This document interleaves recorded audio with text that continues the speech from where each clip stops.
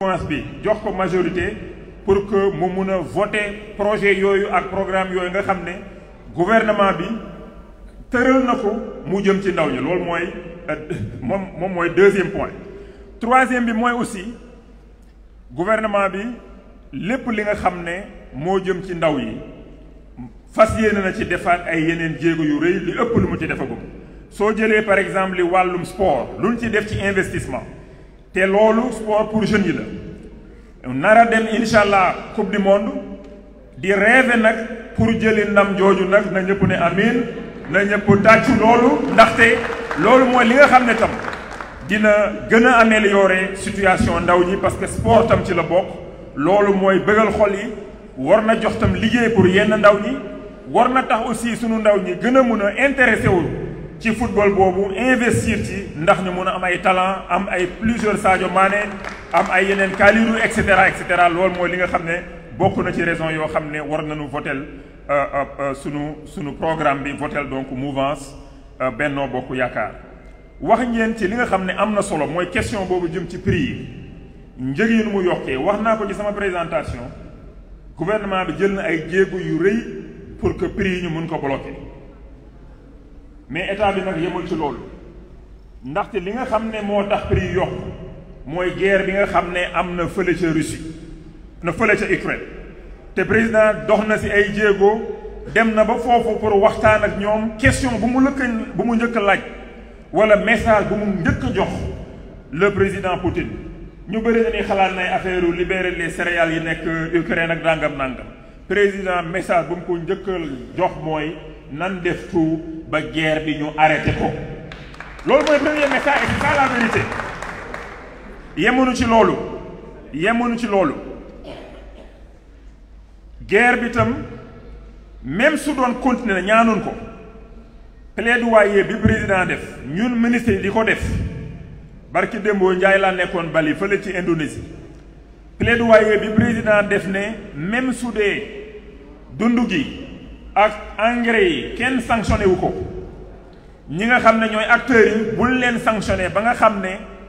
engrais russe ak blé bu russe waa Sénégal dinañ ko mën a jënd waa Afrique jënd ko waa adduna bi yëpp mën ko jënd te blé russe ak blé ukrainien su disponible ci marché bi njëgam dafay wàññeeku donc loolu mooy deuxième point. Troisième bi li nga xam ne état bi mu ngi koy def loolu amaana mën na nekk wala mën na bañ a nekk mooy guerre bi arrêté donc doo dépendre ci loolu lan la état bi def mooy en période de crise nga jël salaire yi fonctionnaires yi yokk ko xam na ne ku dimbali fonctionnaire yi dimbali nga askanu Sénégal tam ndaxte fonctionnaire boo gis xam naa wala même liggéeykat boo gis rek am na fukki nit yoo xam ne ñu ngi nekk ci ginnaawam mu ngi leen di dundal di leen toppatoo donc soo jëlee 150 000 fonctionnaires yi yokkal leen seen salaire loolu wala yenn secteurs yi nga yokk ko ku nekk di nga mën a toppatoo fukki nit donc askan bi ci lay delluwaat soo jëlee tam subvention yi def ko ci prix de l'électricité loolu da ngay tax tam askan bi du fay facture yu yokku donc dina am leneen pour mën a jënd dund gi également te loolu yëpp tam du loolu kese lañ yem du ci loolu kese président de la république yebal nan wax ak banque africaine de développement ñu wax ak ñoom ñu valider keroog lu tolloog juróom-ñaari milliards yoo xam ne ci programme ci secteur agriculture lay dem programme d'urgence la pour que ñu jënd ay engrais yu doy ñu jënd ci tam ay dund subventionné dund gi jënd engrais bu doy te loolu 70 milliards la loolu dina tax engrais bu doy mooy tax nga am récolte yu baax mooy tax après doo jëndee bitim réew donc effet prix dina wàññeeku donc loolu mooy li nga xam ne état bi mu ngi koy def pour njëg mi nu mu yokkee ci àdduna bi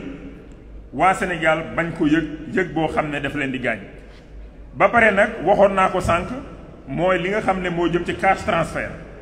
ñu jox 80 000 francs à 543 000 familles fii ci Sénégal keroog Banque mondiale validé na beneen programme de cash transfert boo xam ne itam xam naa ne fii ak at bi di jeex dinañ ko joxaat tam askan bi ndaxte xam nga prix yi su yokkee te mënoo tere prix yi yokku peut-être wala ni nga koy teree mu yokku bëggoo amoo ci lépp loo bëgg mën nga jox nit ki cash ndax mu mun a fay loo xam ne dina ko àttan ndaxte jox nga ko revenu boo xam ne dina ko fayee donc loolu mooy li nga xam ne moo jëm ci dund gi. li jëm nag ci li ñuy wax borom ñaari tur yi xam nga loolu moom ñi nga xam ne comme ni ko ma waxee ñi amul programme amuñu xalaat nax jéem a nax askan bi dem ci centre de vote yi ci élection locale yi di ci dogalee askan bi naan leen kat ku votel Benno Bokk Yaakaar borom ñaari tur yi ngay défendre rek nangam sangam te président wax ci lu leer devant le président américain Barack Obama bu mu fi ñëwee en 2013 président wax ko ci kanamam devant le monde entier 2013 président waxaat ko bi fi président premier ministre Canada ñëwee motul ñaari at juste avant Covid la fi ñëw février 2020 président waxaat loolu ba mu leer nañ génn télé waxaat loolu mu jox dogal ministre yëpp ak tous les agents de l'État ku fi dem bitim réew ngay négocier ay convention wala mu nekk fële ca Genève wala mu nekk fële ca New York Nations Unies ak fu mu mënta doon fu nu waxee wax yooyu ñun nañ cee raxasu ba mu set wecc nan yëkkati suñu loxo ñun duñ signé loolu. keroog bi président demee mooy réunion G7 fële ca Allemagne nga xam ne réew ñi gën a fort ci adduna bi juróom-ñaari ñoo fa daje ak Union européenne ñu invité ko moom président de la République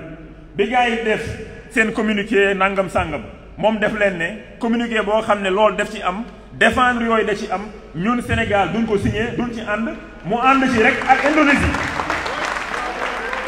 mais loolu ku wax loolu woo imaam yi wax ak ñoom loolu su loolu weesoo ci sunu code pénal article 319 ak article 319 bis ñu pénaliser loolu nekk ku ci jàpp ngay def lu mel noonu di nga mën nga ci dem kaso at ba juróomi at mënoon la fay fa alamaan boo xam ne téeméer ñaar fukki junni la dem ba 1,5 million mais yaa xay di kay xanaa loolu leer na donc askan bi bu nangu ku ñuy jéem a nax kokkatal ñeneen ñi suñu amul programme xamul nu ñuy def mais ñoom nan ko wax mais ñun bu nangu askan bi bu nangu ku ñu nax loolu danga ko fi waxaat mu leer wax nañ ko waxaat ko xanaa kay li des mooy ñu bind ko ci vidéo yeeg taf fu ne ci àdduna ci Sénégal bind ko ci loolu mais ñeneen ñoom xam na loolu mais dañ ciy profité rek di jéem a naxate donc ñun ñii nag ñoo war a bañ loolu nan dem wax ak askan bi te sunu imaam yeeg sunu autorités yi képp koo gis parent ku nekk war nga wax lu jëm ci loolu ci sa gox ak ci sa koñ wax li nga xam ne état bi lan mooy position am ba pare nag yedd xale yi artu leen xoolaat éducation bi et cetera ba nga xam ne lu mel noonu kenn du ko encouragé ci sunu réew man loolu laa ci mën a wax te xam naa ne doy na sëkk voilà. dernier point bi nag mooy li nga xam ne moo jëm ci député yi législature bi wax naa ko sànq député yi gis nañ liggéey bu xarañ bi ñu def pendant les 5 années passées te incha allah perspective yi ñu fi wone te mu nekk loo xam ne askan bi moo ko moom du gouvernement moo ko moom du bennoo moo ko moom du militant bennoo kese ñoo ko moom c'est pour tout le Sénégal député yooyu ñoom ñoo war a voté lu mel noonu ci assemblée nationale ndax gouvernement bi mun a continuer projet yooyu donc nan leen jàppale Benno Bokk Yaakaar ñu am majorité boobu ndax député yooyu mën a def seen liggéey ñu continuer liggéey bu mucc ayib bi nga xam ne tàmbali nañ ko fii ci sunu réew yëpp nag naw na ci bëgg a copier Sénégal foo dem ci àdduna bi dañ lay naan Sénégal a fait ça essayons de faire la même chose soo dem Afrique Sénégal def na lii nan jéem a def tout ba def la même chose bi ma demee keroog Bali di représenter Sénégal réunion dëkk yi nga xam ne mooy ñaar fukki dëkk yu gën a am alal ci àdduna bi ak Union européenne di fa représenter Afrique président yebal lu fa mais pour sujet bu ñëw ñu jël kàddu wax représenter le Sénégal représenter toute l'Afrique ñu xam ne Sénégal tam Sénégal Afrique mooy la intérêt Afrique lay défendre intérêt am lay défendre quel que soit nag ku nekk en face de moom loolu nag am gouvernement bu xarañ ñu am xam-xam ay liggéeykat guddi ak bëccëg loolu mooy tax nga am lu mel noonu sigil Sénégal fu ne nag ci àdduna bi mën a indi ay partenariat yu nekk ci àdduna bi indi ko fii ci Sénégal ndax askan bi njëriñoo ko gis ci boppam merci.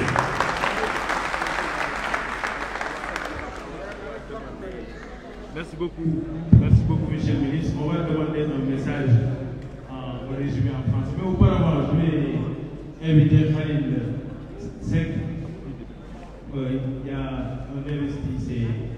c'est les jeunes de Dakar qui ont pris une initiative de Toundaoui. Peut-être qu'on va leur donner cette opportunité de donner un message à la jeunesse de Dakar. La jeunesse de Dakar et du Sénégal. Bonjour, Monsieur le ministre Amadou Wade, Messieurs les ministres, DG de l'ASPT, mon frère, mon camarade Pape Mahawa Diouf. Messieurs, Mesdames les responsables en vos rangs et grades. La plateforme Toundaoui est une initiative de jeunes Sénégalais conscients des enjeux de l'heure, soucieux de l'avenir de notre chère nation et des conditions de vie de ses citoyens, particulièrement les jeunes. Notre plateforme permet de créer un cadre d'écoute et d'échange et a pour objectif la promotion de la jeunesse sénégalaise par le renforcement du plaidoyer visant à améliorer la prise en charge de leurs préoccupations. C'est ainsi que cette plateforme permet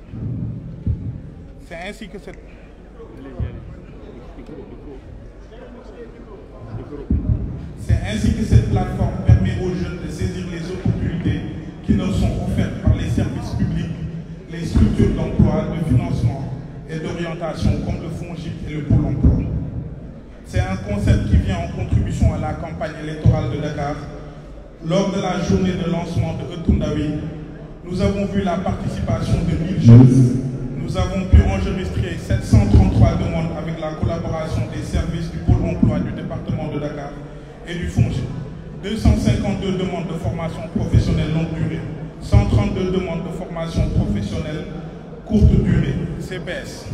52 demandes de financement, 14 demandes hors... C'est bon. Mais résumez vite, vite, parce que... 14 demandes hors autonomisation, ce sont les projets qui ne nécessitent pas de business plan, entre 200 000 et 1 million. 38 demandes qui dépassent 1 million, donc qui nécessitent un business plan. La plateforme Toundaoui a offert 100 permis de conduire aux jeunes Dakarois. Nous profitons également de l'occasion pour dire que nous ferons le tour de Dakar pour apporter nos touches à la campagne. Oui, ces élections législatives sont d'une importance capitale, surtout pour nous les jeunes, car nous n'allons pas laisser le devenir de notre cher Sénégal entre les mains de personnes mal intentionnées. Nous invitons tous les Sénégalais à voter massivement pour la coalition Benno Bokk Yakaar afin d'assurer à son Excellence le Président Macky Sall une majorité parlementaire forte, consolidée, ainsi les progrès économiques, sociaux enregistrés depuis 2012. Au plaisir de vous revoir, Toundaoui, syndicat de sécurité.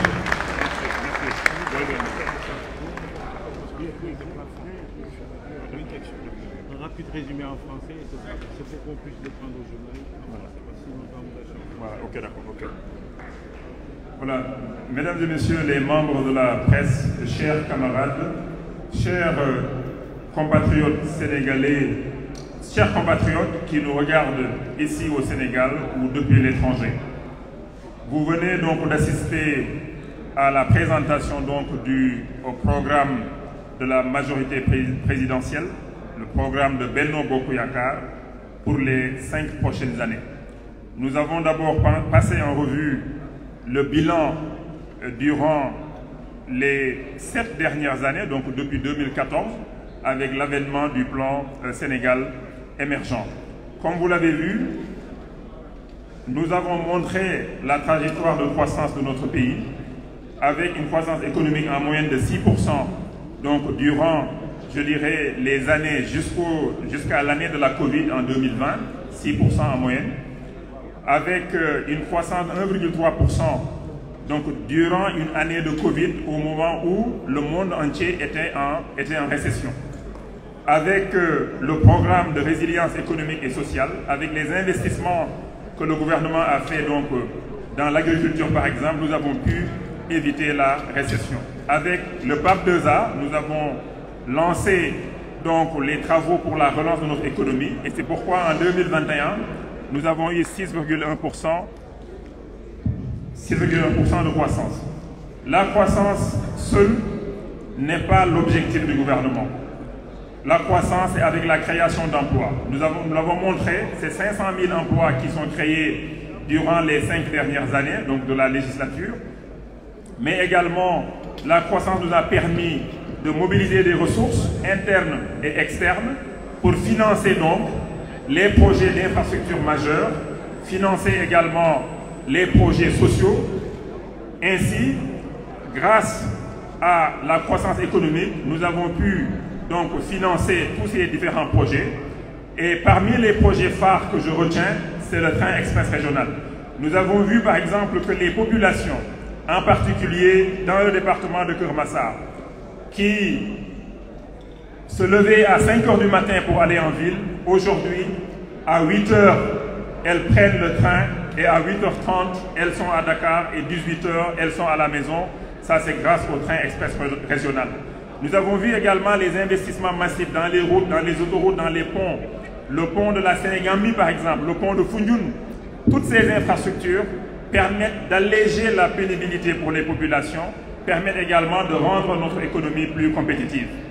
Sur le plan du capital humain, nous avons montré également toutes les réalisations dans les différents secteurs avec les différents accès. L'accès à l'eau qui s'est amélioré, avec par exemple le projet KMS3 qui génère 200 000 m3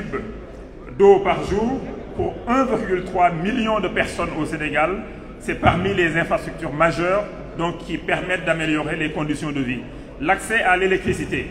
Quand nous sommes arrivés, la puissance installée c'était à peu près 500 MW. Aujourd'hui, on est à plus de 1300 MW avec 250 MW de centrales qui sont en construction également. Et tout ceci nous a permis donc d'améliorer l'accès à l'électricité avec comme objectif d'avoir l'accès universel en 2025. Et aujourd'hui, nous sommes à 72-78% pour l'accès à l'électricité et d'ici 3 ans, donc, on aura l'accès universel. Je voudrais également insister sur ce que nous avons fait donc, pour les jeunes, ce que cette législature donc, a fait pour les jeunes, ce que les députés ont fait pour les jeunes en votant donc ces projets et programmes proposés par le gouvernement. Nous avons vu le programme Xëyu Ndaw ñi avec 450 milliards et 65 contrats déjà signés, mais également l'accès à la formation dans le cadre de ce programme, un renforcement des instruments de l'État qui donc aident les jeunes, donc c'est DER, c'est le FONGIP, c'est le 3FPT, et tous ces instruments sont là pour servir les jeunes, servir les femmes, pour la formation, l'autonomisation, pour l'auto-emploi, mais surtout pour les financements. Ce n'est pas seulement ce genre de programme qui crée l'opportunité pour les jeunes, ce sont les zones économiques spéciales, ce sont les parcs industriels, ce sont les agropoles que nous sommes en train de lancer. D'ailleurs, nous avons lancé l'agropole sud. Tous ces investissements vont permettre donc à la jeunesse d'avoir plus d'opportunités et donc plus d'emplois. Je voudrais terminer pour dire qu'avec cette législature, avec le régime du président Macky Sall, c'est le Sénégal qui gagne.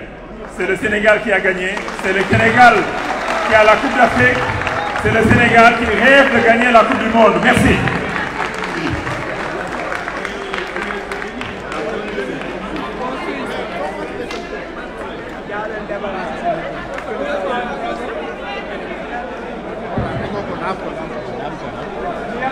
Yàlla